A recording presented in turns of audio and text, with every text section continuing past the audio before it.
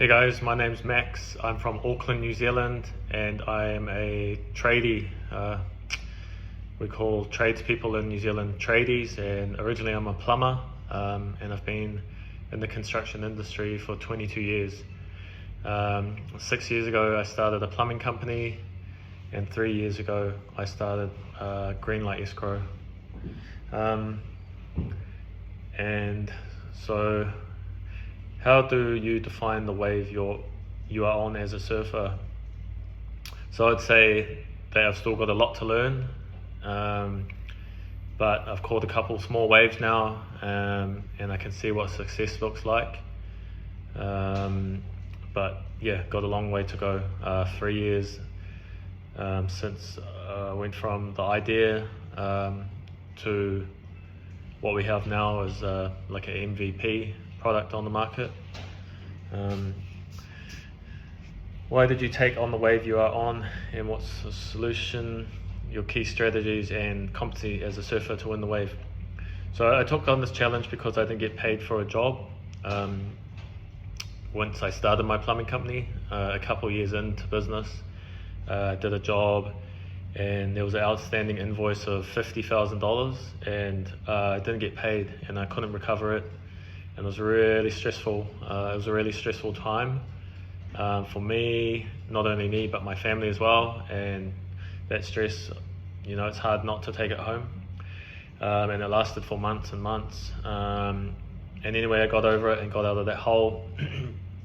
And then I got ripped off again, and then another time, and then it just kept happening. Not so big, but had massive amounts of late payments, a couple $100,000 on some occasions, getting paid late. And I talked to other business owners, and I said, hey, I'm having this problem, and they said, hey, we are too. Like, it's just the way it is in this industry. These things happen. Maybe try to use debt collection and have robust terms of trade, and I got all that, and still didn't help the problem. So yeah, I took on this challenge because I want to help. I wanted to fix my own problems, and then also fix other tradespeople's problems, and also homeowners too. We ended up doing quite a few jobs, well, a handful of jobs where the plumber had liquidated and homeowner had paid them a deposit, and the job wasn't finished. So we had to come in and finish these jobs. So I saw it from the homeowner's point of view too, where they had given money up front for deposits, and then the tradie hadn't held their end of the deal up. So I just simply said, why can't the money be in the middle? And a friend of mine said, oh, that sounds like escrow. I was quite familiar with escrow because I was using like a Bitcoin trading platform, and they had an escrow system. So once I heard that word escrow, I thought, okay, this is what I got to do.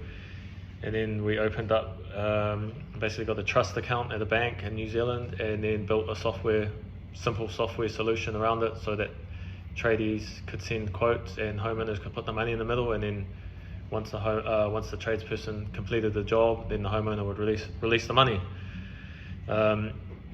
And my competency as a surfer to win this wave is that a lot of the business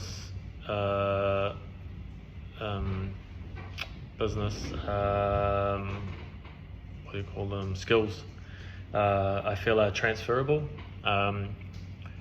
And just a simple plumbing business, I've got 10 staff now. I've learned a lot about just general stuff. I'm not technical myself, but we've got a technical person on board now.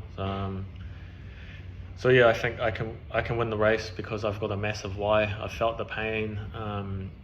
I've seen it from both sides, and I'll be hard to beat.